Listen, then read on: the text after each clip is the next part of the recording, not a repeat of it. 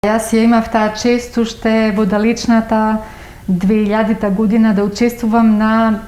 првиот состанок на Интернационалната федерација на бубрежни фондации, кој што беше одржан во Кападокија во Турција, каде што се договоривме во сите земји во светот, секој втор четврток од месец март, да се слави Денот на бубрегот.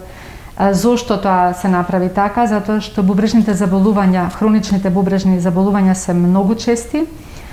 се почести и почести насекаде во светот стануваат,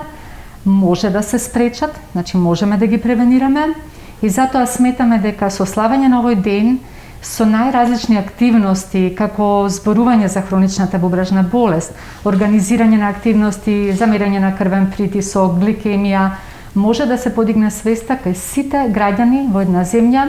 за да може навреме да се открие и да се спречи прогресијата, да се спречат компликациите, да се спречи лекувањето како што е хемодиализа или трансплантација,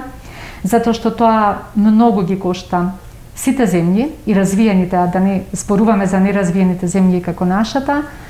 а се разбира и луѓето ги кошта многу квалитет на живот, прерана смрт и многу други компликации кои што квалитетот на живот многу го намалуваат.